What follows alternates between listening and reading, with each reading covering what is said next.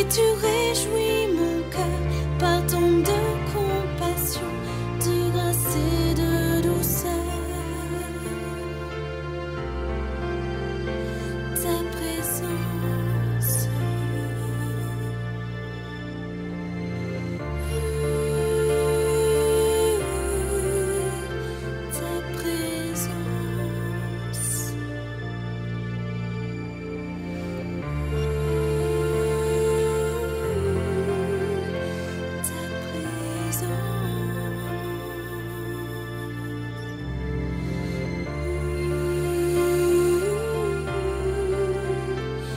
ta présence.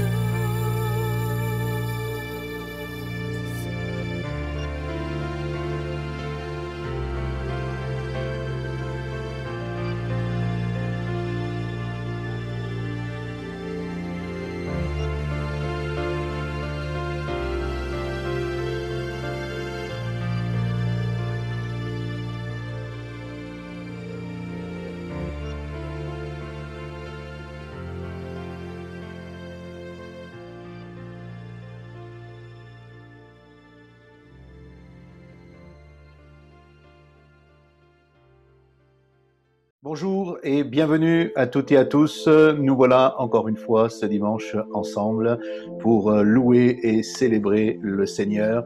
J'espère que vous allez bien, que vous avez passé une excellente semaine, que Dieu vous a béni, qu'il a agi dans votre vie ici ou là et que vous avez pu vraiment vivre encore des temps, des expériences avec lui. Peut-être êtes-vous déjà en vacances. Alors, profitez bien de vos vacances, mais n'oubliez pas de prendre ces temps et ces moments avec le Seigneur également. Peut-être vous travaillez encore, comme moi, eh bien, que le Seigneur vous aide, vous fortifie encore et puisse tout simplement vous encourager au travers des temps d'activité que vous avez avec lui encore dans sa présence. Pour ce dimanche, nous allons passer un moment particulier dans la louange avec l'église MCE Reims. C'est eux qui vont nous conduire dans la présence de Dieu. Et je vous invite déjà à vous laisser toucher dans votre cœur pour pouvoir vous faire du bien dans sa présence. Et puis ensuite, ça sera le pasteur David Claric qui va nous édifier à travers de la prédication de l'Évangile. Je vous invite aussi à déjà préparer aussi un peu de pain, un peu de vin ou de jus de raisin pour pouvoir ensemble prendre la Sainte Seine et pouvoir tout simplement communier le nom du Seigneur et partager ensemble ce temps particulièrement fort que nous apprécions aussi les uns et les autres. Je sais que vous avez envie qu'on se retrouve en présentiel et que nous puissions de nouveau dans nos lieux de culte nous retrouver afin de pouvoir retrouver aussi nos activités et puis louer, adorer ensemble. Mais comme vous le savez, les normes sanitaires n'ont pas évolué, n'ont pas changé. Ça reste compliqué. Le port du masque obligatoire à partir des plus de 16 ans, la présence des cultes uniquement sur inscription avec à peine un quart de l'espace donc de l'église qui pourra être utilisé pour recevoir donc le public. Donc cela veut dire que 3/4 des personnes restent à l'extérieur de l'église chaque dimanche. Il nous faudra donc continuer ces cultes en ligne afin de pouvoir continuer à bénir et à servir ceux et celles qui ne pourront pas assister à ces rencontres. Je sais que certaines églises ont ouvert, mais ils ont exactement le même problème que nous et beaucoup de personnes, plus de 3/4 des membres, restent à l'extérieur. Et puis, pour les enfants aussi, vous savez que nous ne pouvons pas les recevoir pour l'instant. Donc, tout cela reste et demeure très compliqué. Alors, certainement que nous allons repousser jusqu'au 1er septembre la possibilité de nous retrouver. Quoi qu'il en soit, nous maintenons nos cultes en ligne. J'aimerais inviter tous ceux qui travaillent avec nous, les équipes, mais également les différents départements de louange des différentes églises qui participent aussi à la composition de ces vidéos, à rester motivés, encouragés. Merci de nous aider à faire en sorte que nous puissions avoir des temps de louange de qualité, des temps où nous pouvons adorer le Seigneur. Je sais qu'il existe tellement de vidéos aujourd'hui, tellement de d'églises qui font cela, mais il me semble que dans nos assemblées, nous avons des dons et des talents, et même si nous ne sommes pas des professionnels, nous sommes là tout simplement pour servir notre Dieu, servir l'Église et pouvoir servir nos frères et nos sœurs à travers les dons et les talents que nous avons reçus les uns et les autres. Alors, merci de votre implication, merci de pouvoir continuer à enregistrer ces vidéos, ces temps de louange, d'adoration. Et puis ensemble, eh bien, nous travaillons aussi avec la prédication, les annonces, les temps de prière, les temps où nous partageons toutes sortes de choses ensemble, eh bien, à nous réjouir et à nous faire du bien dans la communion fraternelle au travers de ces temps de vidéos. Alors, je laisse la place tout de suite à l'équipe de louange maintenant. Soyez bénis et à tout de suite de nous retrouver pour un temps de Sainte Seine. Eh bien, bonjour à tous, soyez les bienvenus, on est heureux de pouvoir partager ce moment ensemble, même si on n'est pas forcément tous ensemble dans le sens physique du terme, mais je crois qu'en esprit, en fait, on est ensemble, on est unis, parce qu'on est la famille de Dieu et on veut partager vraiment ces moments. On va vraiment prendre ce temps de louange encore pour rappeler à notre âme encore combien Dieu est bon, combien Dieu est fidèle, combien Dieu est digne encore de recevoir notre louange.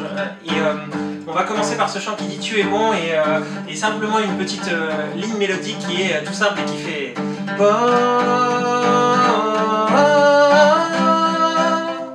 bon,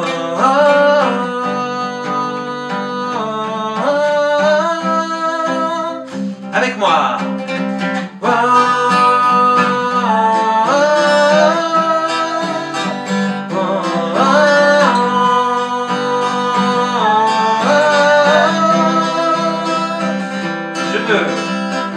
Je veux le proclamer du sommet des montagnes, ta grâce est sans limite, ta bonté sans égale, ta tendresse m'envahit, ta bonté me poursuit, ton amour m'émerveille. Je chante car tu es bon et je danse, car tu es bon et je crie de joie. Tu es bon pour moi et je chante, car tu es bon et je danse, car tu es bon et je crie de joie. Tu es bon pour moi.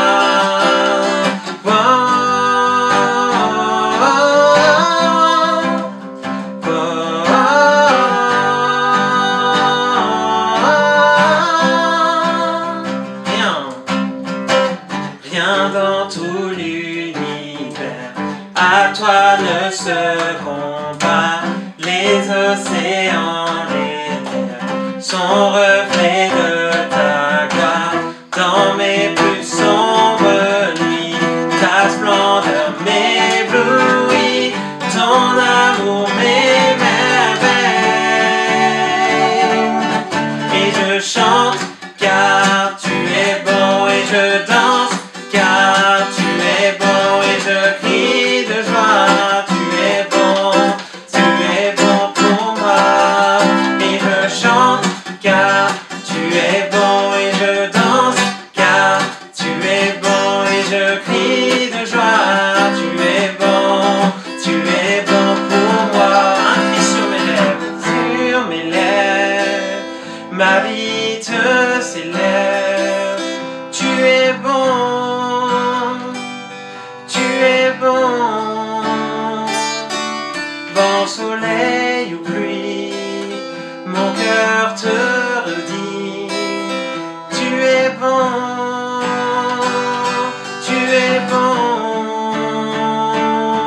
un cri sur mes lèvres, ma vie te célèbre. Tu es bon, vent, soleil ou pluie, mon cœur te redit. Tu es bon,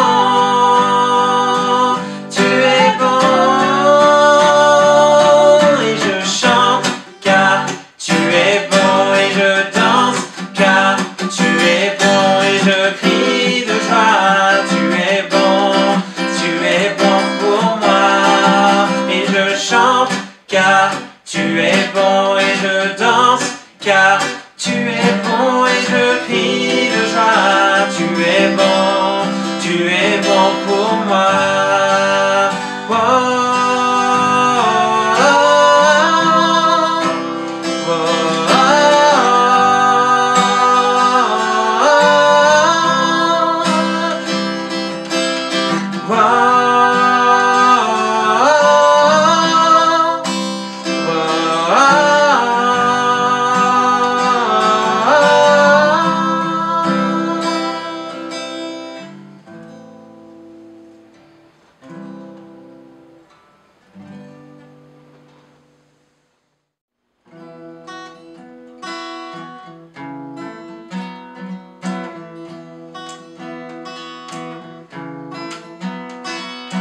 Quand le vol de la tempête vient assombrir ton ciel bleu, au lieu de baisser la tête, compte les bienfaits de Dieu.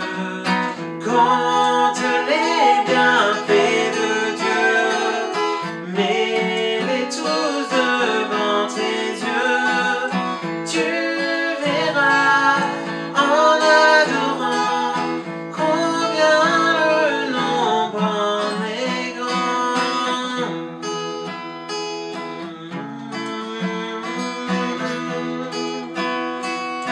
Oh, quand sur la route glissante tu chancelles sous ta croix, pense à cette main puissante qui t'a béni tant de fois. Compte les bienfaits de Dieu, mets-les tous devant tes yeux. Tu verras en adorant combien le nombre en est grand. Combien le nombre en est grand. Si tu perds dans le voyage plus d'un cher et doux trésor, pense au divin héritage qui là-haut te reste encore. Compte les bienfaits de Dieu, mets-les tous devant tes yeux. Tu verras en adorant combien le nombre en est grand. Compte les bienfaits de Dieu, mets-les tous devant tes yeux. Tu verras en adorant combien le nombre en est grand. Compte les bienfaits de Dieu, mets-les tous devant tes yeux. Tu verras en adorant combien le nombre en est grand.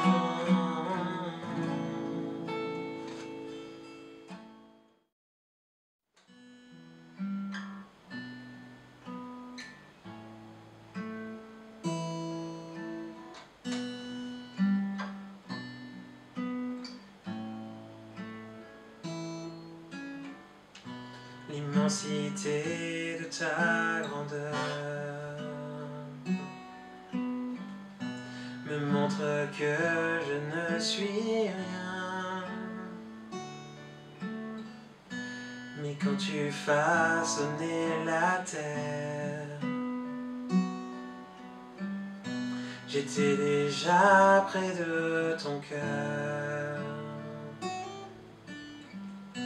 Tu m'aimais avant que je sois,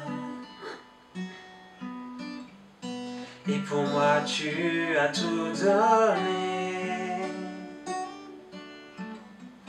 Toi seul pouvais me libérer. C'est pourquoi je veux t'adorer.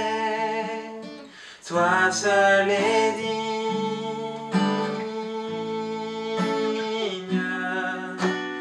de recevoir louange et gloire pour l'éternité. Toi seul est digne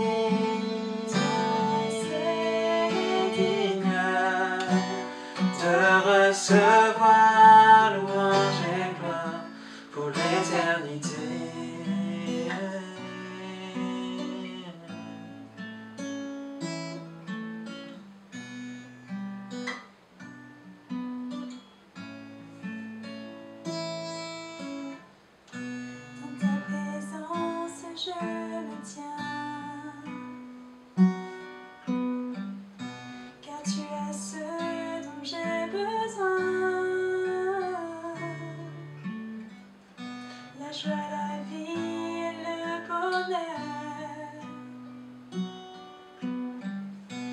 sont dans tes parvis, mon sauveur. Toi seul est digne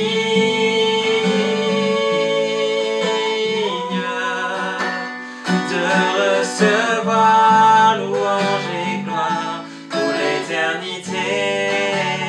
Toi seul est digne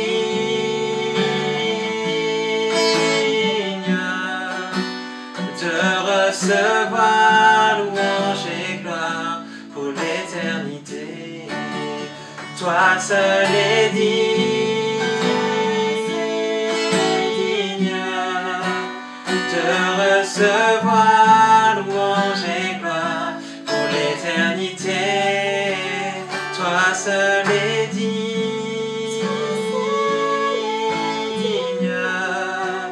de recevoir louange et gloire pour l'éternité.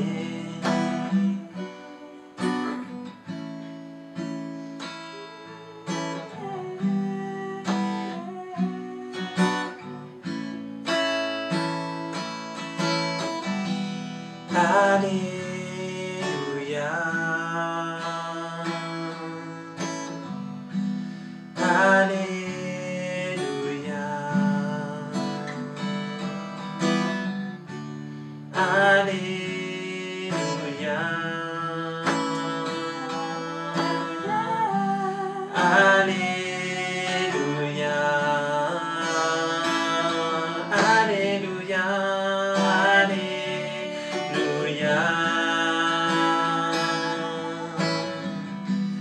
Alléluia. Alléluia.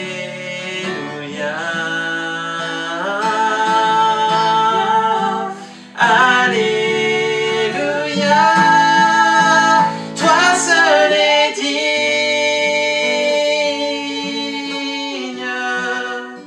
de recevoir louange et gloire pour l'éternité. Toi seul est digne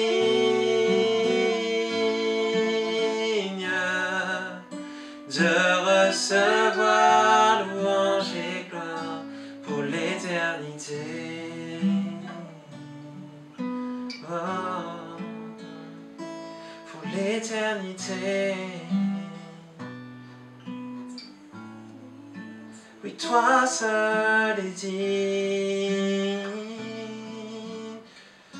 de recevoir pour l'éternité, Jésus. Oh, oh, oui, toi seul est digne, Jésus. Toi seul est digne, Jésus. C'est vrai, Jésus, encore nous voulons, Seigneur, réaliser encore que toi seul est digne de recevoir nos louanges, toi seul est digne, Seigneur, de recevoir notre adoration, toi seul est digne, Seigneur, de recevoir notre reconnaissance, Seigneur. C'est vrai que il y a tellement de choses qui pourraient nous pousser, Seigneur, encore à regarder ailleurs ou à être inquiets, Seigneur, encore pour d'autres choses, mais Seigneur, toi, tu nous montres encore à quel point, Seigneur, tu es au-dessus de ça, Seigneur, tu es le Dieu au contrôle de toutes choses, Seigneur, sur cette planète. Rien ne t'échappe. Tout est entre tes mains, tout est au contrôle, Seigneur. Tu es au contrôle de tout, Jésus. Et c'est en toi que nous nous confions, Seigneur. C'est en toi, Seigneur, que nous venons, Seigneur, encore nous blottir. C'est en toi, Seigneur, que nous pouvons trouver notre réconfort, que nous pouvons trouver, Seigneur, encore notre force, Seigneur, notre soutien, Seigneur, dans l'épreuve, Jésus. Et c'est pourquoi, Seigneur, encore ce matin, Seigneur, je veux t'adorer, je veux te louer, Seigneur, et je veux t'apporter ma reconnaissance, Jésus, vraiment, et te dire encore, Seigneur, toi seul est digne, et que, Seigneur, nous voulons élever ce chant, Seigneur, qui dit Alléluia.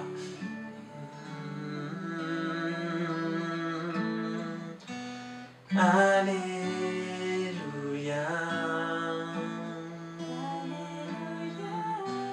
Alléluia.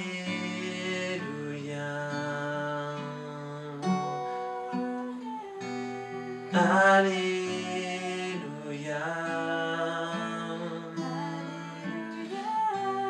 Alléluia. Reprenons encore Alléluia ensemble. Alléluia.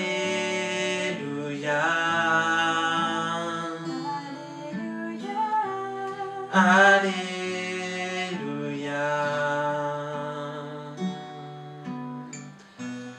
Alléluia. Alléluia.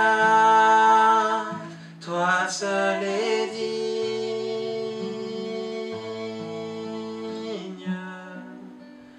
de recevoir louange et gloire pour l'éternité.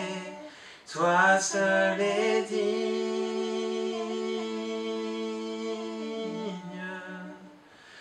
de recevoir louange et gloire pour l'éternité.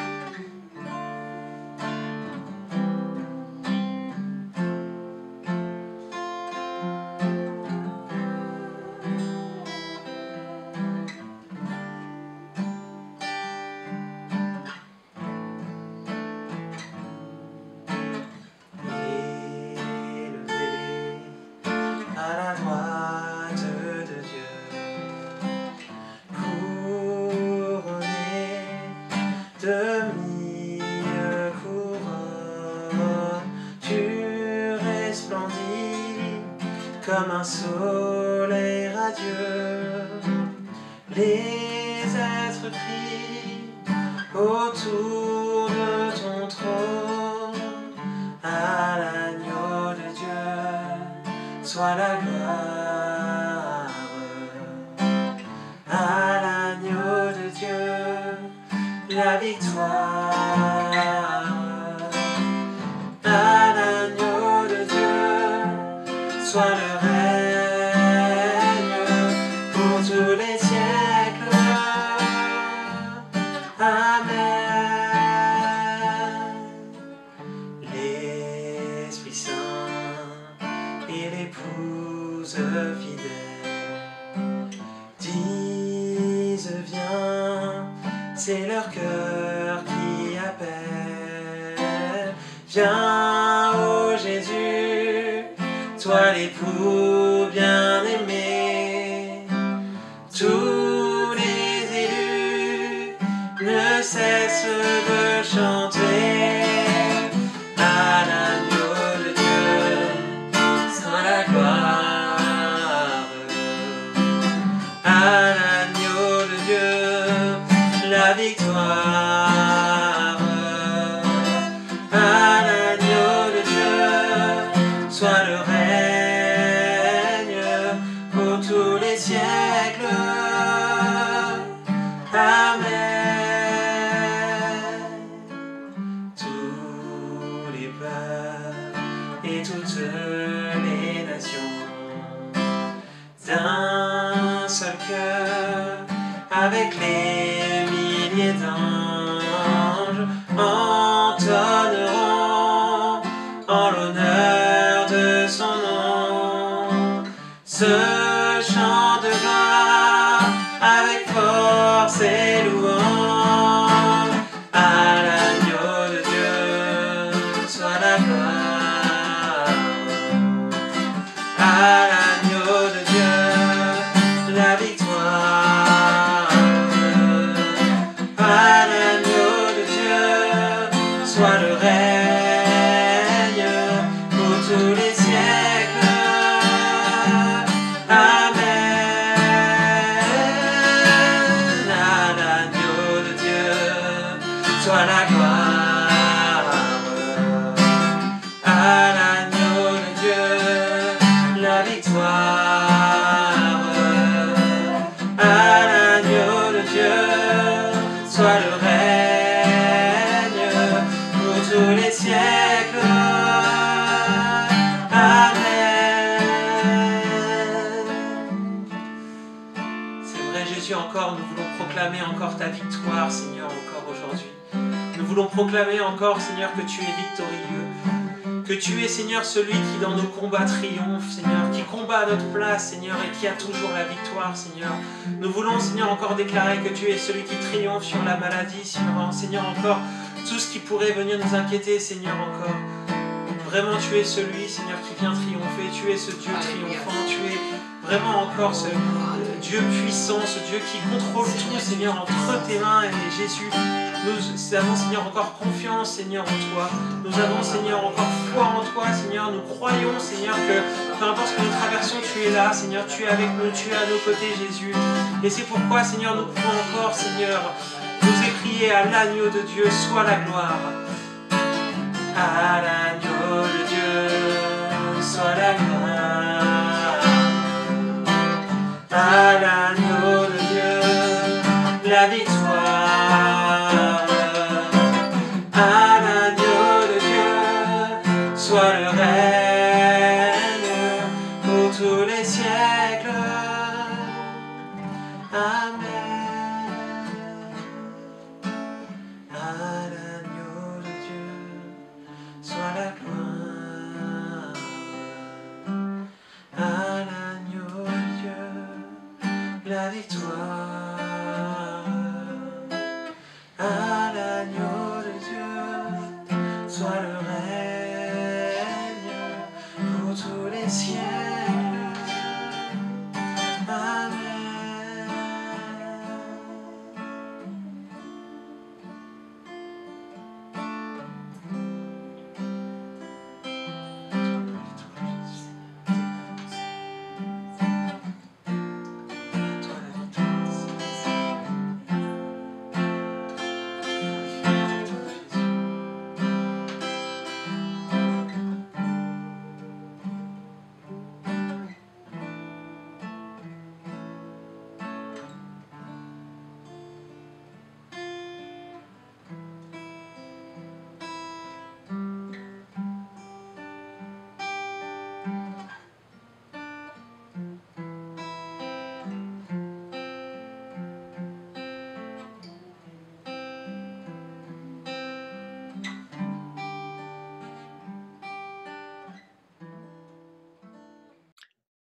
Oui, à l'agneau de Dieu, soit la gloire. Priez avec moi. Nous te bénissons, Seigneur, et nous te rendons grâce pour ce que tu nous accordes jour après jour.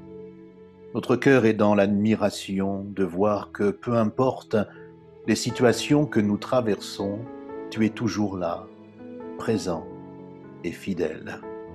Nous pouvons à chaque instant avoir recours à toi.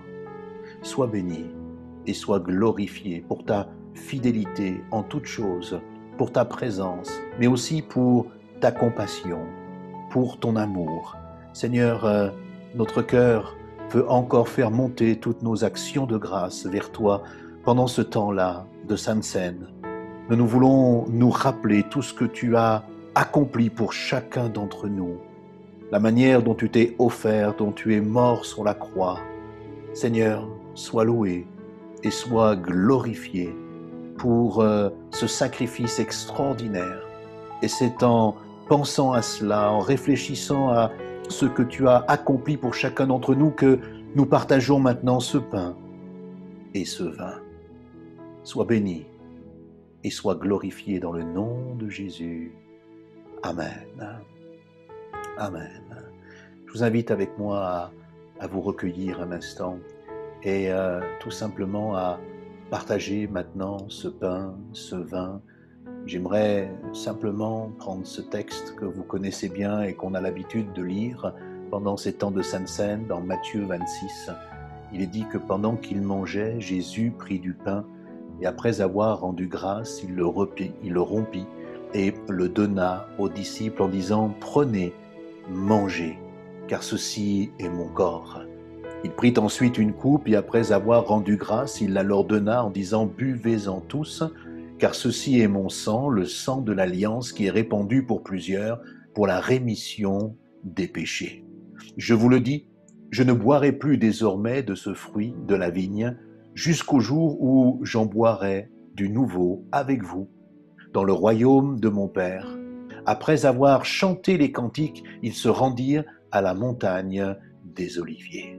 J'aimerais vous inviter à partager ce pain, ce vin maintenant en toute solennité, mais aussi à continuer dans votre cœur, à célébrer, à chanter des cantiques, parce que nous savons que Jésus revient bientôt. Partageons ensemble ce moment maintenant.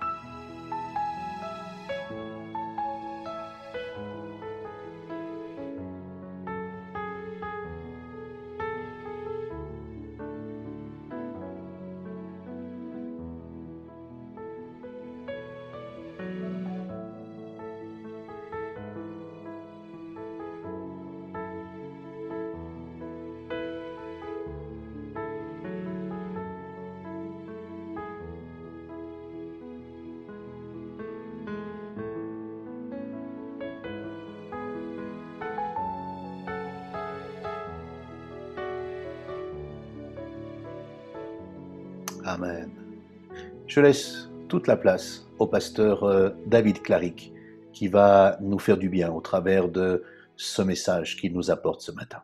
Bonjour à toutes et à tous, très content de pouvoir être avec vous ce matin, de pouvoir partager ce que Dieu a déposé sur mon cœur. Aujourd'hui, je vous propose de démarrer une nouvelle thématique ayant pour thème l'appel de Dieu et voir particulièrement aujourd'hui le premier volet qui s'appelle « Dieu choisit un homme selon son cœur ». Il y a 15 jours, je ne sais pas si vous vous rappelez ou si vous avez vu la vidéo, je vous ai partagé un message ayant pour titre la bénédiction. Et dans ce message que je vous avais partagé, il y avait cet axe important de la consécration, de voir ce cœur qui se consacre à Dieu, qui se donne à Dieu, qui se met à part pour Dieu. Dimanche dernier, le pasteur Emmanuel Duvieusard nous a partagé, en tout cas, plusieurs pistes de réflexion sur la manière dont Dieu veut nous amener à bâtir l'Église, la manière dont Dieu voit l'Église et la manière peut-être dont Dieu voit comment l'Église doit grandir, doit aller de l'avant. Dans cette même lancée, je voudrais vous livrer une courte pensée en introduction de ce message pour que nous puissions ensemble aller peut-être un peu plus loin dans la réflexion. Il y a quelques mois, nous connaissions en tout cas toutes et tous des moments assez particuliers sur notre nation, des moments où tout a été mis en arrêt. Tout a été mis comme en pause, les activités diverses, variées, tout un tas d'activités fut ralenti, voire complètement mis en arrêt. Les églises ont dû être fermées, les réunions en plénière suspendues. Durant ces temps de confinement, je crois que Dieu nous a amenés à nous poser quelques questions. Dieu nous a amenés à la réflexion. Est-ce que dans ces temps de confinement, nous avons vraiment peut-être laissé l'Esprit de Dieu venir toucher nos cœurs, venir mettre le doigt sur peut-être des situations, peut-être des aspects de notre vie qui avaient besoin de changer? Est-ce que les temps de confinement que vous avez vécus ont permis, en tout cas à vous, à des personnes dans votre entourage, de laisser l'amour de Dieu venir vous toucher, de laisser l'amour de Dieu venir vous, peut-être vous percuter, venir vous révéler le cœur du Père. Aussi, ce matin, j'ai quelques questions que j'aimerais simplement poser, des questions qui vous concernent et qui me concernent, car vous comme moi, nous sommes tous concernés par le changement. Nous sommes tous concernés par le fait qu'à un moment donné, Dieu nous demande dans notre vie parfois de sortir de notre zone de confort, parfois de nous positionner, parfois de porter certains sujets en réflexion.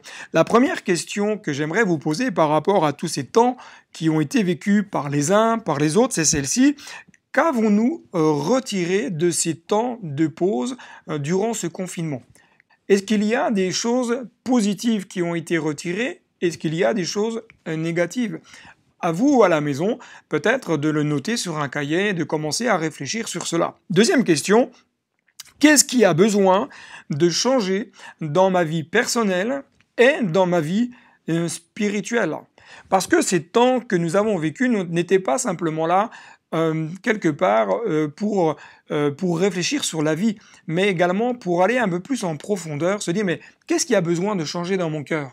Qu'est-ce qui a besoin de changer dans ma vie personnelle, dans ma vie de couple, dans ma vie en tant que mari, en tant qu'épouse, mais aussi dans ma vie spirituelle, dans ma vie d'enfant de Dieu? Qu'est-ce qui a besoin de changer?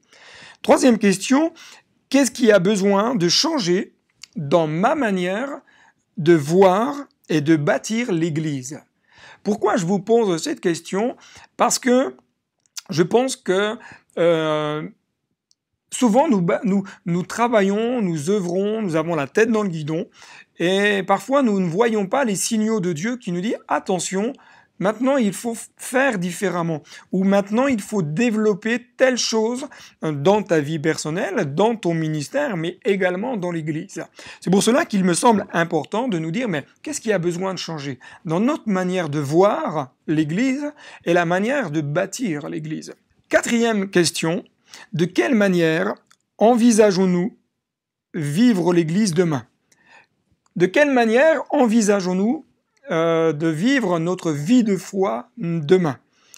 Une question qui est importante à mes yeux, parce que je crois que Dieu veut nous amener plus loin. Chacun et chacune, Dieu est un Dieu qui est un Dieu de changement. Dieu bouscule parfois même nos pensées, nos raisonnements, nos conceptions. Ça peut même en tout cas, d'une manière humaine, nous déstabiliser. Mais Dieu désire nous amener plus loin. Dieu nous désire nous amener dans le progrès. Dieu désire nous amener à vivre dans l'excellence. Et pour nous amener dans tout cela, il est important de se dire, mais de quelle manière demain j'envisage de vivre ma vie avec Dieu? De quelle manière j'envisage de vivre ma vie de disciple dans l'église locale? Comment j'envisage les choses demain? Je crois personnellement que Dieu, au travers des événements que nous avons vécus, les temps qui ont été peut-être pour certains même difficiles, je crois que Dieu a alerté le peuple de Dieu d'une manière mondiale. Chaque frère, chaque sœur, chaque église, quelle que soit sa dénomination, Dieu a alerté le peuple de Dieu sur sa façon de vivre en tant que disciple.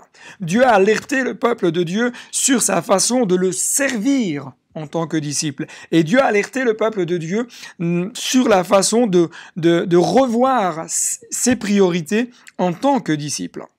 Chers amis, ne démarrons pas notre vie avec Dieu de la même manière qu'avant.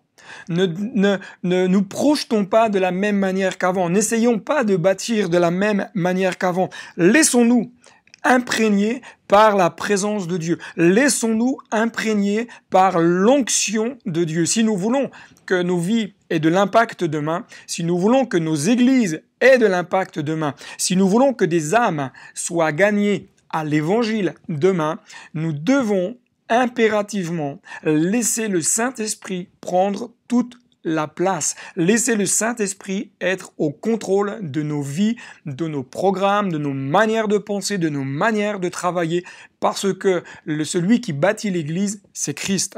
De tout temps, Dieu s'est choisi des hommes et des femmes pour le servir. De tout temps, Dieu a appelé des hommes et des femmes à son service, des hommes qui étaient prêts à quitter, des femmes qui étaient prêts à aller de l'avant. De tout temps, Dieu a cherché des hommes et des femmes pour les amener à accomplir ce que lui avait choisi pour eux. Dans le premier livre, au Samuel, chapitre 13, verset 14, il est dit « L'Éternel s'est choisi un homme selon son cœur, et l'Éternel l'a destiné à être le chef de son peuple. » Nous connaissons tous ce récit, peut-être même que vous l'avez déjà lu plusieurs fois, mais il est important de connaître le contexte dans lequel Dieu a prononcé ces paroles. Lorsque nous parlons de l'appel de Dieu, d'une manière générale, nous le définissons bien souvent selon nos propres raisonnements, selon notre propre culture personnelle, humaine, mais aussi selon notre propre culture religieuse, suivant la dénomination dans laquelle nous sommes peut-être rattachés, selon notre propre compréhension. Mais prenons-nous le temps de nous poser quelques instants et d'essayer de comprendre ce que Dieu veut dire vraiment par Dieu appelle, ce que Dieu veut vraiment dire par je t'ai choisi ou je t'ai mis à part. Tout d'abord, je voudrais dire que l'appel est un choix de Dieu. L'appel, c'est le choix de Dieu. De nombreux personnages bibliques ont été appelés par Dieu pour impacter une nation, pour impacter tout un peuple, pour impacter tout un pays, pour impacter tous ceux qui nous entouraient. Regardons Abraham. Abraham fut appelé à quitter sa famille, sa patrie, son pays, pour aller là où Dieu voulait l'établir. Dieu voulait impacter bien au-delà de la zone géographique où Abraham habitait. Dieu a appelé Joseph. Joseph a été appelé et mis à part pour qu'il puisse devenir un des hommes les plus influents d'Égypte. Moïse, lui, fut appelé à devenir le libérateur du peuple hébreu. Saül fut appelé à devenir le premier roi d'Israël. Le roi David, appelé à devenir l'un des leaders les plus influents du peuple d'Israël. Élisée, des hommes extraordinaires qui ont été appelés à partager la parole de Dieu et à accomplir des miracles fabuleux. Tous ceux que Dieu appelle à son service et ceux qui répondent à l'appel de Dieu et qui marchent selon la volonté de Dieu, selon ce que Dieu dépose sur leur cœur, selon la pensée de la parole de Dieu, Tous ceux-là verront et vivront des choses extraordinaires dans leur vie, même si parfois ils ont vécu des moments difficiles. C'est pour ça que j'aimerais te dire que répondre positivement à l'appel divin ne donne pas la garantie que tout sera facile. Et cela est important que tu puisses bien l'ancrer dans ton cœur. Ce n'est pas parce que Dieu te demande de le suivre et que Dieu te demande peut-être de te séparer, que Dieu te demande de te consacrer, que tout sera facile. Mais tu peux avoir la garantie que si Dieu t'appelle, Dieu va t'équiper, Dieu va t'accompagner et Dieu va te donner tous les moyens pour que tu puisses accomplir ce à quoi il t'a appelé. Pourquoi que Dieu choisit des hommes selon son cœur? 1 Samuel, chapitre 13, verset 14, on l'a vu ensemble. Alors le Seigneur a cherché un homme qui lui plaît pour l'établir comme chef de son peuple, selon la traduction parole de vie. Avant d'aller plus loin, regardons ce que signifie le verbe appeler dans l'hébreu. Le verbe appeler, de l'hébreu kara, signifie littéralement convoquer, inviter, désigner, doter, nommer, appelé par le nom et choisi. Dans le choix divin, de tout temps, Dieu dit « j'ai choisi ». Dans la pensée de Dieu, de tout temps, Dieu a dit « j'ai choisi ». Et dans la Nouvelle Alliance, nous avons les paroles de Jésus qui dit « viens et suis-moi ». Le choix et l'appel divin indiquent pour chaque homme, chaque femme, un changement de destination, une vie d'obéissance, une marche de foi, une vie de consécration et un temps de préparation. L'appel de Dieu désigne chacun et chacune par son nom. L'appel de Dieu invite chacun et chacune et l'appelle par son nom et chacun et chacune est appelé à suivre Dieu. Et toi, que vas-tu répondre aujourd'hui? Lorsque tu entends la voix de Dieu qui dit « Toi, viens, suis-moi ». Lorsque tu entends la voix de Dieu dit « Je t'ai choisi », que réponds-tu? Nous ne pouvons pas énumérer, je pense, tous les arguments possibles et inimaginables en disant « Oui, mais moi, je n'ai pas assez de temps, je ne suis pas assez qualifié, mais ça, c'est pour les autres ». Pourquoi nous ne pouvons pas utiliser ces arguments? Parce que tous, nous sommes concernés par l'appel de Dieu sur notre vie, à des niveaux peut-être différents, à des appels sûrement différents, mais tous nous sommes concernés par l'appel de Dieu.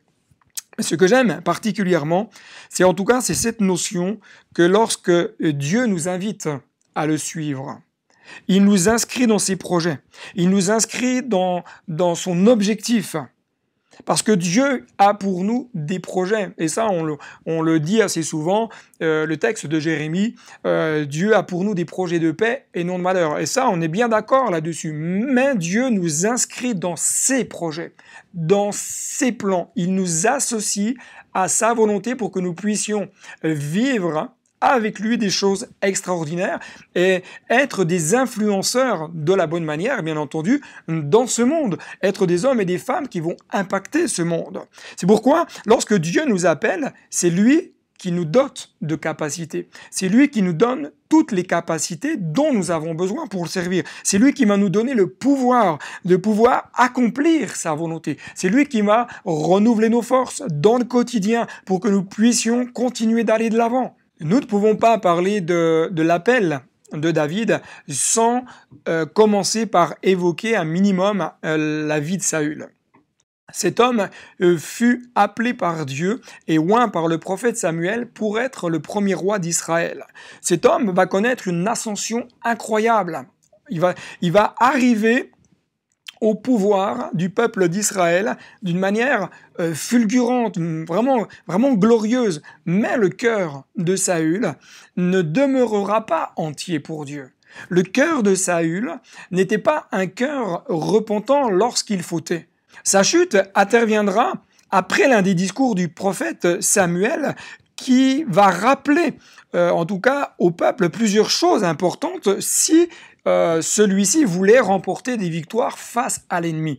Tout d'abord, le prophète Samuel va rappeler au peuple en disant « Mais vous devez servir Dieu avec un cœur entier ». C'est ce qu'il nous dit dans 1 Samuel 12-20. « Servez l'Éternel de tout votre cœur ». Pourquoi? Parce que servir Dieu doit être avec un cœur entier et non partagé. Je ne peux pas prétendre servir Dieu si mon cœur est partagé. Je ne peux pas prétendre servir Dieu si Dieu n'est pas à la première place, si Dieu n'est pas assis sur le trône de mon cœur. Je ne peux pas prétendre servir Dieu avec un cœur qui décide de se consacrer que de temps à autre, quand ça l'arrange. Dieu nous demande d'avoir un cœur consacré, un cœur qui ne soit pas centré sur soi-même, un cœur qui ne soit pas centré sur ses propres ambitions, sur ses propres objectifs, sur ses propres intérêts, mais un cœur qui soit centré sur ce que Dieu veut. Samuel va rappeler en disant, mais vous devez servir Dieu sans vous détourner, sans se détourner de la parole de Dieu. 1 Samuel 12, 21 nous dit, ne vous en détournez pas. Ne pas se détourner de l'enseignement que Dieu nous donne dans sa parole. Ne pas rechercher à arranger un petit peu, parfois, à notre sauce, ce que la parole de Dieu nous dit. Parfois, vous avez certains chrétiens qui arrangent certains textes, qui vont même peut-être omettre certains textes parce que ça va trop les déranger. Mais Dieu nous demande d'aimer sa parole de la première page à la dernière, de ne pas rejeter sa parole, de ne pas retirer, ni de rajouter. Troisième rappel que Dieu fait au travers de la bouche du prophète Samuel, c'est que nous devons servir Dieu avec crainte. Craignez seulement l'Éternel et servez-le fidèlement de tout votre cœur, car croyez quelle puissance il déploie sur vous, mais si vous faites le mal, vous périrez, vous et votre roi. Servir Dieu avec crainte, avec respect, avec révérence. Alors, quelle est la raison qui a amené Saül à chuter ? 1 Samuel, chapitre 15, verset 17 nous dit, Samuel dit, « Lorsque tu étais petit à tes yeux ». L'orgueil de Saül l'a conduit sur le chemin de la désobéissance. L'orgueil de Saül l'a conduit à ne pas observer toutes les exigences que Dieu lui avait données. L'orgueil, souvent, chers amis, nous pousse à ne plus vouloir nous soumettre à la parole de Dieu. L'orgueil, bien souvent, nous pousse à ne plus répondre présent aux exigences divines. L'orgueil nous pousse à chercher à accomplir les choses comme nous le pensons et non plus comme Dieu le pense. Saül avait oublié l'aspect le plus important pour que son cœur soit toujours attaché au cœur de Dieu. Le prophète Samuel va dire, chapitre 15, verset 22, « Alors Samuel dit, « Qu'est-ce que le Seigneur aime mieux, l'obéissance à sa parole ou bien les sacrifices d'animaux ? L'obéissance vaut mieux que les sacrifices d'animaux les plus gros. Oui, refuser d'obéir, c'est aussi grave que de consulter les devins. Résister au Seigneur, c'est aussi grave que d'adorer les faux dieux. » Nous sortons, chers amis, des plans de Dieu lorsque nous désobéissons à la parole de Dieu, lorsque nous désobéissons à ses enseignements.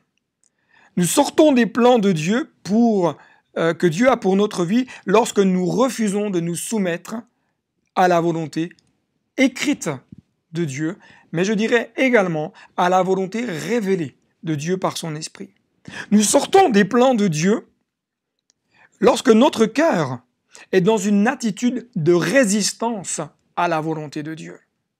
Nous ne pouvons pas accomplir ce que Dieu veut pour nous, nous ne pouvons pas accomplir ce que Dieu désire pour nous lorsque nous sommes dans la résistance. La résistance dans l'hébreu, de l'hébreu patsar, nous parle littéralement d'une attitude de cœur insolente, d'une attitude de cœur arrogante et d'une attitude de cœur prétentieuse.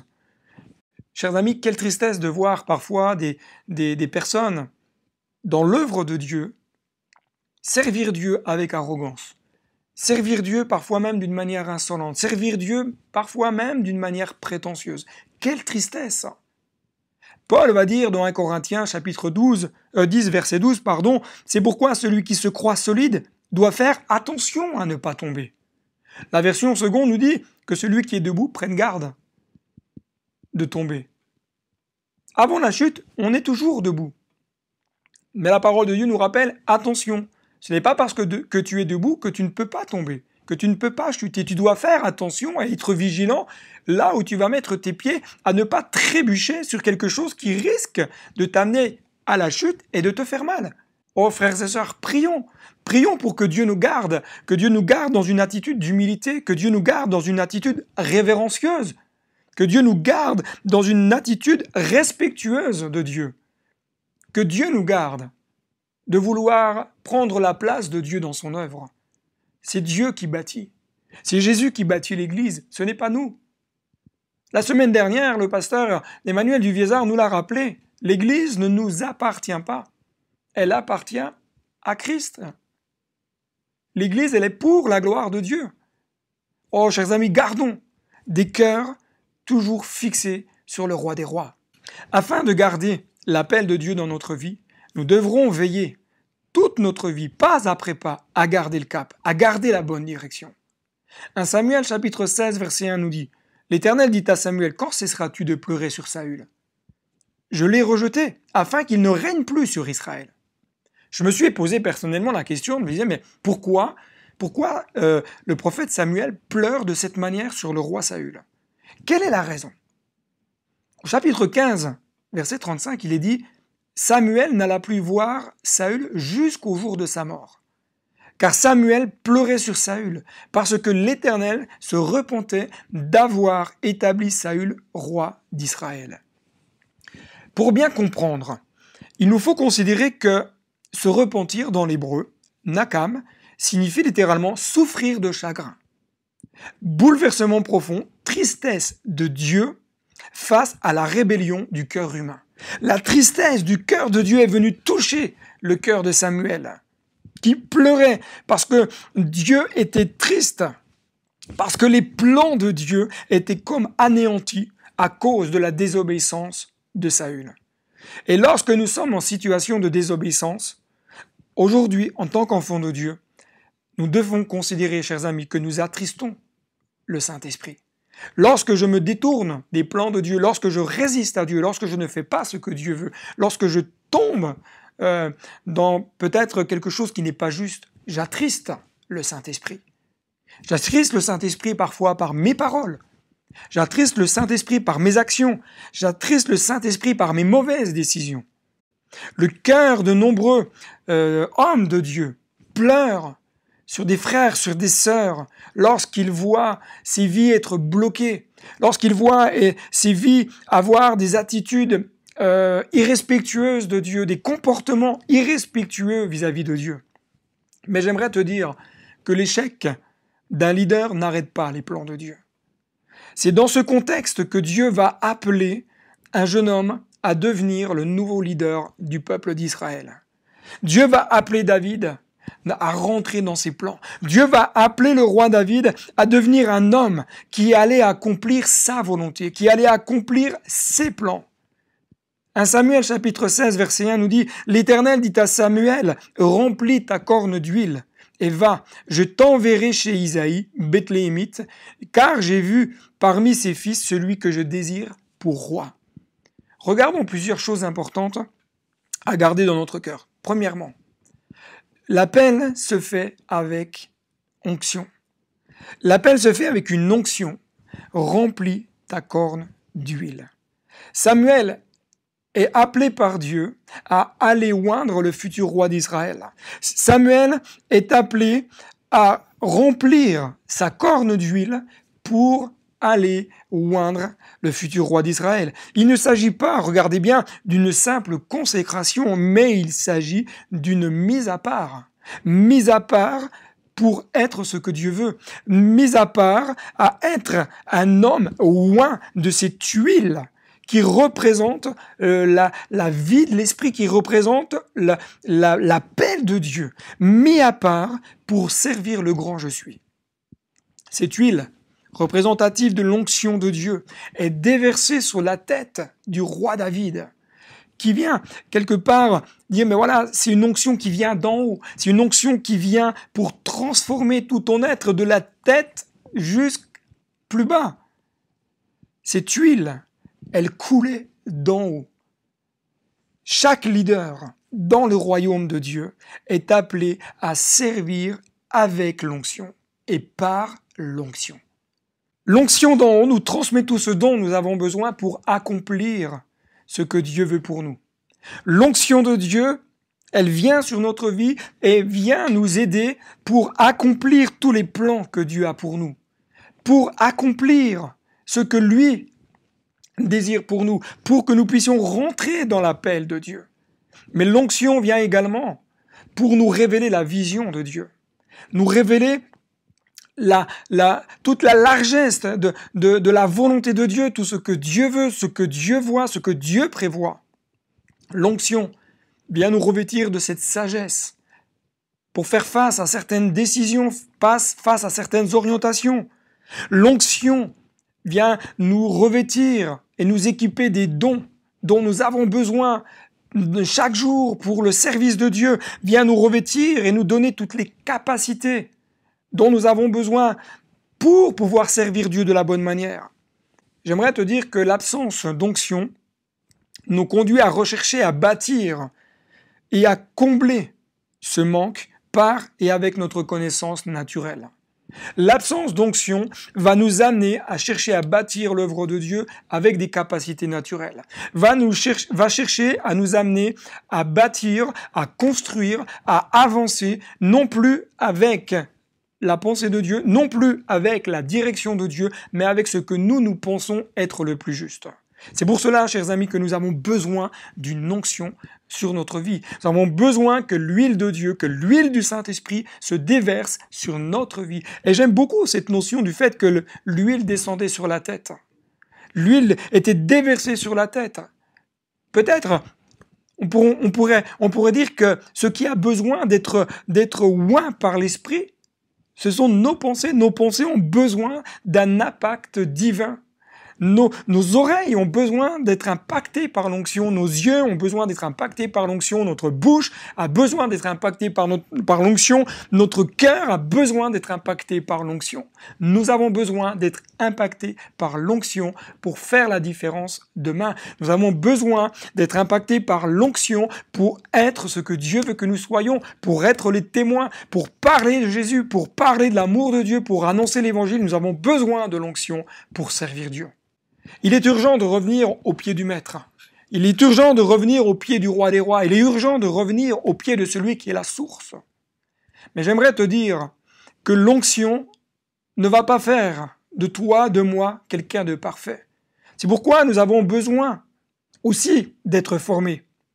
Nous avons besoin de se forger dans la parole de Dieu, nous avons besoin de se former dans la méditation de la parole de Dieu, besoin de se former à l'évangélisation. Mais l'onction est nécessaire parce que c'est elle qui va nous aider dans notre faiblesse. C'est elle qui va nous aider à tenir bon dans la marche. C'est elle qui va nous aider à comprendre. C'est elle qui va renouveler dans notre vie tout ce dont nous avons besoin pour marcher avec Dieu. L'appel se fait avec une direction divine. Je t'enverrai chez Isaïe, dit Dieu. Dieu connaissait déjà le cœur de David. Était-il parfait? Est-ce que c'était pour cela que Dieu avait choisi David? Non, certainement pas. Mais David avait un cœur respectueux. David avait un cœur qui connaissait ce grand Dieu, celui qu'il appelait le bon berger. Alors que peut-être personne n'aurait misé sur David, Dieu le voyait déjà. Alors que personne n'avait pensé à David lorsque Samuel est arrivé chez son papa, Dieu voyait déjà David. Dieu avait déjà un œil bienveillant sur la vie de David. Dieu avait déjà des projets pour lui. Dieu voyait déjà en lui le futur leader du peuple d'Israël. J'aimerais te dire que Dieu voit déjà en toi un futur disciple de Christ. Dieu voit un futur peut-être évangéliste, peut-être pasteur, peut-être enseignant, que sais-je. Mais Dieu voit en toi un homme, une femme qui va servir Dieu, qui va devenir un impactant dans ce monde. Que voit Dieu lorsqu'il regarde ton cœur? Voit-il un cœur respectueux, comme était le cœur de David? respectueux de qui est Dieu, respectueux de sa parole? Dieu voit-il en toi quelqu'un qui est prêt à répondre à l'appel de Dieu ce matin? Dieu voit-il en toi un cœur qui est prêt à se laisser conduire là où Dieu veut? Dieu voit-il en toi un cœur qui est prêt à laisser le Saint-Esprit l'équiper des dons, de capacités pour sa gloire? L'appel de Dieu se fait selon le choix de Dieu. Je te ferai connaître ce que tu dois faire. C'est Dieu qui s'adresse à Samuel. Et tu oindras pour moi celui que je te dirai. Sommes-nous prêts à accepter le choix de Dieu? Honnêtement, est-ce que nous nous réjouissons lorsque Dieu appelle telle ou telle personne à le servir, à s'engager avec lui, et ce, quel que soit le service à faire? Est-ce que nous nous réjouissons? Est-ce que nous bénissons Dieu, que Dieu ait posé sa main et déposé un appel dans tel et tel domaine sur la vie de telle et telle personne? Sommes-nous prêts à soutenir celui que Dieu appelle? Sommes-nous prêts à prier pour celui que Dieu appelle? Sommes-nous prêts à nous tenir à la brèche pour que Dieu protège, que Dieu aide, que Dieu renouvelle, que Dieu accorde toute la sagesse pour celui que Dieu appelle? Dans la famille d'Isaïe, il y avait plusieurs fils qui avaient, je dirais, l'extérieur d'un bon leader. Mais il n'y en avait qu'un qui avait le cœur selon le cœur de Dieu. Il y en avait plusieurs, peut-être sur qui on aurait misé extérieurement, en disant, bah voilà, d'après la stature, d'après peut-être sa posture, peut-être même la manière dont il parle, on dit, waouh, ça c'est un futur leader pour le peuple d'Israël. Mais il n'y en avait qu'un qui avait le cœur pleinement disposé, pleinement prêt à accomplir ce que Dieu voulait. 1 Samuel chapitre 16, versets 6 et 7, lorsqu'ils entrèrent, on parle des fils d'Isaïe, il se dit, en voyant Éliab, certainement loin de l'Éternel est ici devant lui.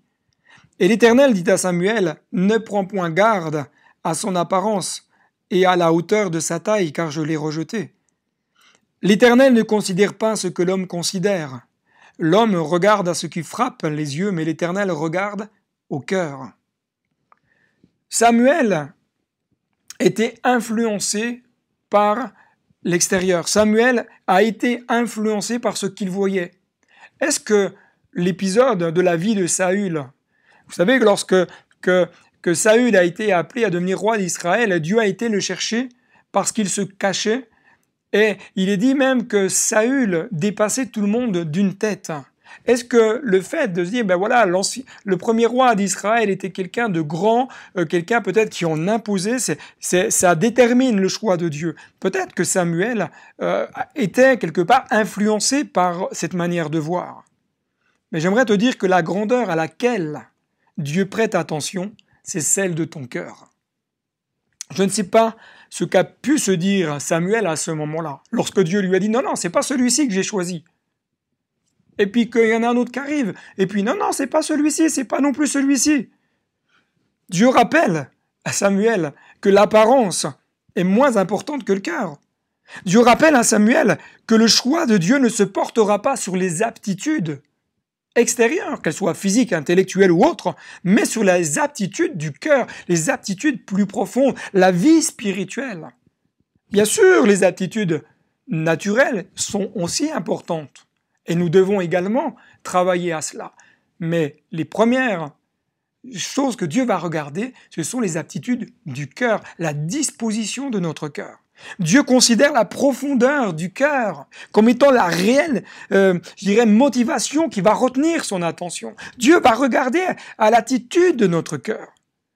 Isaïe appela Abinadab et le fit passer devant Samuel. Et Samuel dit, l'Éternel n'a pas non plus choisi celui-ci. Ce que j'aime, moi, chez Samuel, lorsque je relis ce texte et que j'analyse un peu, c'est que je me dis, mais en fin de compte, Samuel, il est là, il est envoyé par Dieu, mandaté par Dieu, et il accepte le choix de Dieu. Il accepte que Dieu lui dise, non, c'est pas celui-ci que j'ai choisi. Il se soumet, Samuel se soumet à l'exigence de Dieu. Avec humilité, il dit, bah ouais, ok, bah moi je me suis peut-être trompé. Je me trompe en fin de compte, je pensais que c'était lui, en fin de compte, Dieu me dit non, ok, Dieu sait, et Dieu sait mieux que nous. Et Samuel, ce qui est intéressant, c'est qu'il reste attentif à la voix de Dieu.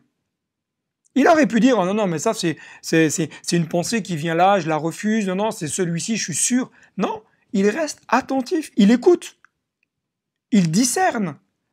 Quelle est la voix de Dieu entre la voix de Dieu et ses pensées personnelles? Troisièmement, Samuel accepte de ne pas forcément avoir tout entre les mains.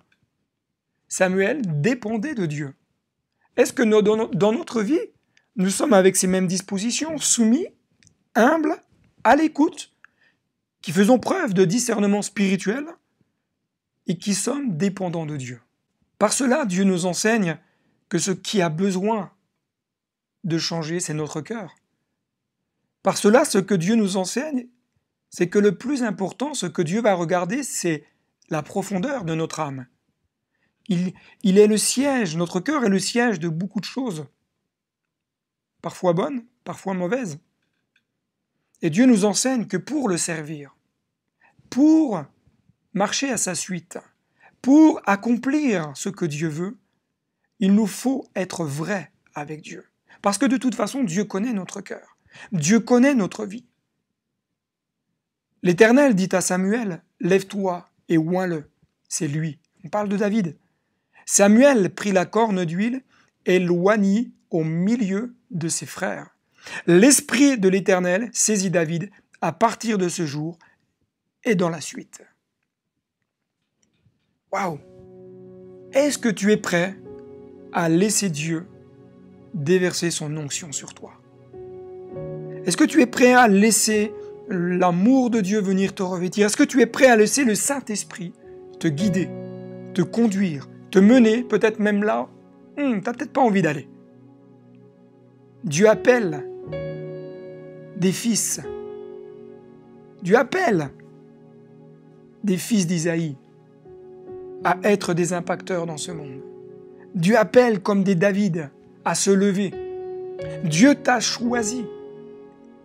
Dieu a mis sur toi un appel peut-être particulier, mais ne dis pas et ne doute pas de l'appel que Dieu a déposé sur ta vie. Lorsque je préparais ce message, c'est l'une des pensées qui s'est déposée sur mon cœur, peut-être pour quelqu'un qui regarde cette vidéo. Dieu t'appelle à le suivre. Dieu t'appelle à s'engager avec lui. Mais dans ton cœur, il y a comme une crainte, comme une peur. Il y a comme une forme de résistance. Mais Dieu te dit, suis-moi. Je t'ai choisi. Suis-moi. L'Esprit de Dieu veut ce matin te saisir. L'Esprit de Dieu ce matin veut encore se manifester. As-tu déjà entendu la voix de Dieu? As-tu peut-être discerné la voix de Dieu? Entends-tu la voix de Dieu résonner dans ton cœur? Entends-tu le Saint-Esprit te rappeler ce pourquoi tu as été choisi? Je ferai de toi. Même si on est différent, même si on a tous des appels différents, Dieu fait de nous.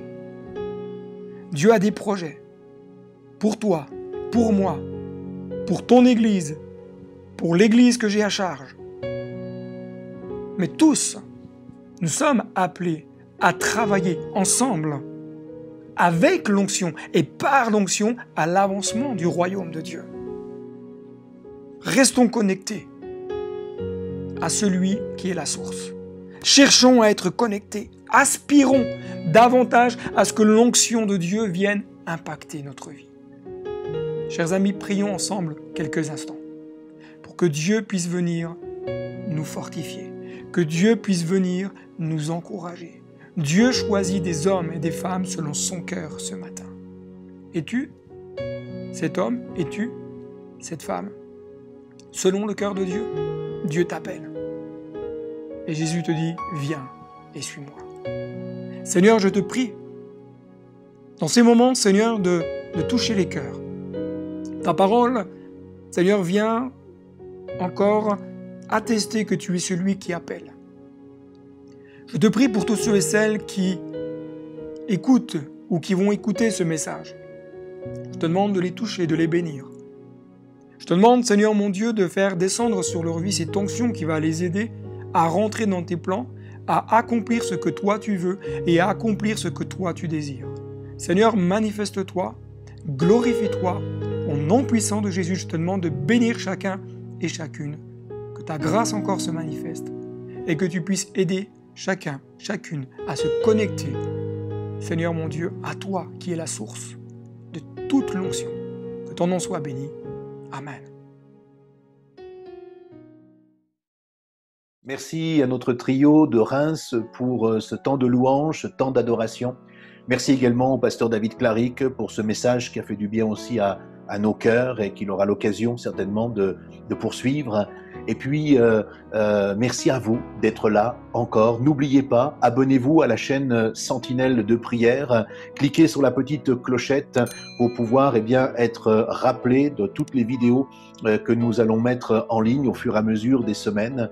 Et puis, n'oubliez pas également, en dessous de la vidéo, vous pouvez aller dans la description et vous avez là tous les liens pour nous soutenir, encourager, que ce soit la Sentinelle de prière qui diffuse ces émissions, mais également vos églises, que ce soit à Mulhouse, à Reims ou ailleurs. Vous avez la possibilité de les soutenir par les liens que vous connaissez et que vos pasteurs vous ont déjà communiqués. Un grand merci à vous qui, malgré la situation, malgré certaines églises qui sont encore fermées, comme je le disais tout à l'heure, à cause des normes sanitaires et des complications pour pouvoir tout désinfecter et ne prendre aucun risque pour recevoir les uns et les autres. Et puis surtout, le fait qu'aujourd'hui, si nous ouvrions tout de suite, nous pourrions accueillir qu'un petit nombre de personnes et il faut penser aussi aux autres. Donc, malgré tout, ça nous obligerait à maintenir ces cultes en ligne et tout cela, vous pouvez le comprendre, fait quand même beaucoup de travail pour les uns comme pour les autres. Alors, merci de nous comprendre et de nous encourager aussi dans ce travail-là. Merci pour le soutien de vos églises aussi que vous apportez. Malgré la situation de crise que nous vivons, je suis convaincu que Dieu aura quelque chose de merveilleux encore à nous accorder pour les uns et pour les autres. Il est celui qui sait nous fortifier, il est celui qui sait nous conduire, alors il va continuer certainement encore à nous accompagner et à le faire. Alors, soyez bénis, vous qui, par un moyen comme par un autre, que ce soit par un virement bancaire, que ce soit par votre offrande qui est envoyée directement par la poste, ou que ce soit par Eloasso, ou d'autres moyens que vos pasteurs vous ont communiqués. Merci pour le soutien que vous apportez à vos assemblées. Cela nous permet de pouvoir tout simplement régler nos charges et les frais fixes que nous avons sur chacune des œuvres dont nous sommes les uns et les autres responsables. Que Dieu vous bénisse dans cette semaine. Nous vous donnerons toutes sortes d'autres encore informations. Je vous invite à continuer à prier pour le pasteur René Guittard concernant sa santé. Je vous invite à prier encore pour le pasteur Daniel Satori aussi, qui va de mieux en mieux et nous aurons très certainement la surprise d'avoir une petite vidéo de sa part dans quelques temps. Je vous rappelle que sur cette période estivale également, nous aurons le pasteur Maurice Poncet qui a commencé une étude sur la vie de l'Esprit. Alors, nous avons vu mardi dernier la personne du Saint-Esprit, nous verrons le baptême dans le Saint-Esprit, le parler en langue, et puis une ou deux sessions sur la vie de l'Esprit. Je pense que dans toute sa simplicité, cette parole pourra vraiment nous faire du bien et impacter nos cœurs. Je crois que de temps en temps, quelques piqûres de rappel ne nous feront pas de mal. Voilà, ces moments prennent fin et je vous invite à ce que l'on puisse se retrouver mardi à partir de 19h15 sur le chat de la Sentinelle de prière. Une très bonne semaine à chacun d'entre vous. Soyez bénis et encouragés. Merci de continuer à prier également pour nous, pour notre déménagement, pour notre emménagement, pour le successeur qui arrive également sur Mulhouse. Voilà, merci de conduire tout cela, que le Seigneur puisse aplanir le terrain et ouvrir les bonnes portes. Priez également pour les personnes qui sont en souffrance dans nos églises actuellement, soit de solitude, soit qui passent au travers de la maladie ou toutes sortes de complications. Pour nous-mêmes, pasteurs, nous n'avons toujours pas la possibilité d'aller visiter des personnes à l'hôpital, c'est très compliqué. Alors merci de prier pour ces amis, ces frères et sœurs, peut-être que vous en connaissez, portez-les dans votre cœur, dans la prière, et que Dieu puisse les secourir et leur faire du bien. À très bientôt de se retrouver ensemble.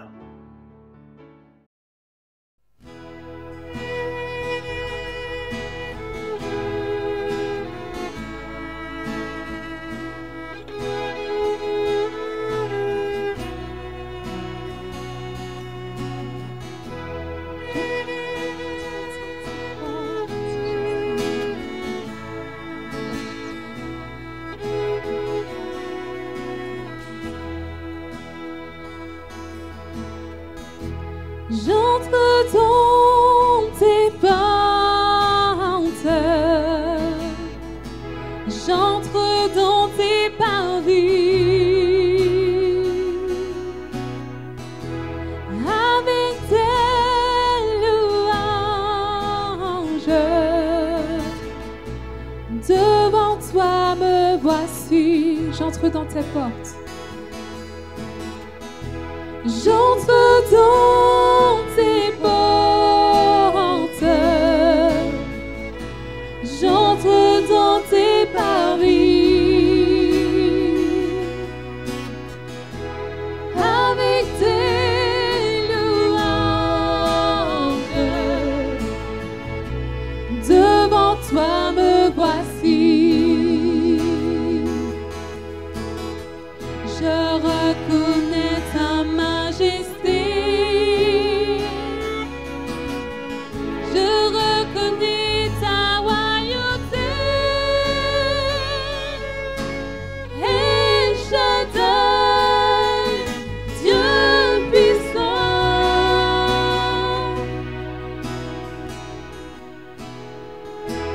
J'entre dans tes portes, j'entre dans tes parvis, avec tes louanges, devant toi me voici. Je reconnais ta majesté, je reconnais ta royauté, El Shaddai, Dieu puissant.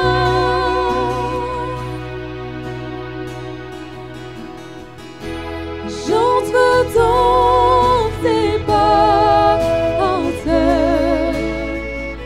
j'entre dans tes parvis,